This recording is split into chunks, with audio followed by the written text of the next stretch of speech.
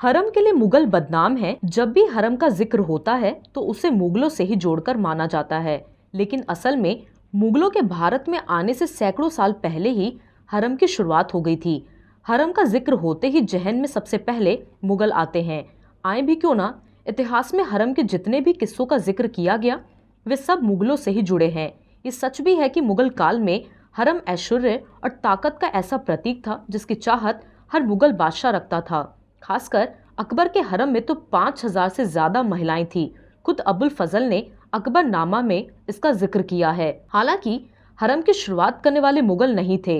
भारत में मुगल साम्राज्य की स्थापना से सैकड़ों साल पहले ही हरम की शुरुआत हो गई थी। इतिहास में हरम का सबसे पहले जिक्र 1299 में मिलता है।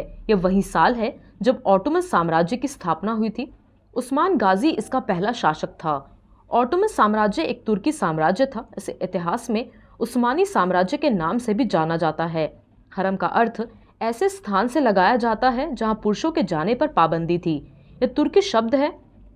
ऐसा माना जाता है कि हरम अरबी शब्द हराम से बना है जिसका अर्थ है वर्जित। ऐसा कहा जाता है कि ऑटोमन साम्राज्य की स्थापना के साथ ही हरम की शुरुआत हुई थी। हालांकि कुछ इतिहास इसे और पहले का बताते हैं। हालांकि ऑटोमन साम्राज्य से ही प्रभाव में आया। उस वक्त सुल्तान की असली ताकत और साम्राज्य के वैभव का अंदाजा उसके हरम से ही लगाया जाता था। ऑटोमन साम्राज्य पर हालिया release web series magnificent century के मुताबिक ऑटोमन साम्राज्य के हरम में हर महिला की रैंक होती थी।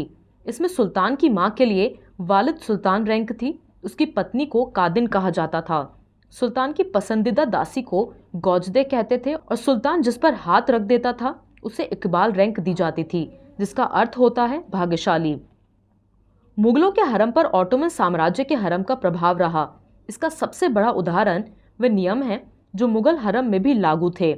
इसमें सबसे बड़ा नियम हरम की महिलाओं के बाहर जाने पर पाबंदी थी। मुगलों के हरम में भी ऑटोमन साम्राज्य के हरम की तरह ही दासियों के साथ शाही परिवार की महिलाएं भी रहती थी। सुल्तान जब चाहे तब हरम में आ जा सकता था। खास बात यह थी, ऑटोमन साम्राज्य के हरम में रहने वाली हर महिला सुल्तान के पास नहीं आ पाती थी। यहाँ भी सुरक्षा के लिए किन्नरों को तैनात किया जाता था। बाबर ने जब हिंदुस्तान में मुगल साम्राज्य की स्थापना की तो यहाँ हरम की व्यवस्था शुरू की गई। हालांकि अकबर के ज़माने पर हरम सबसे भव्य स्वरूप में स्थापित हुआ, जिसमें 5000 से ज़्यादा महिलाएं थीं। जहांगीर ने हरम में महिलाओं की संख्या कम की। मनुची के मुताबिक उसके हरम में भी 3000 से ज़्यादा महिलाएं थीं। बाद में शाहजहां के दौर में भी हरम जारी रहा। हालांकि औरंगजेब के ज़माने में हरम में महिलाओं की संख्या काफ़ी सीमित हो गई थी।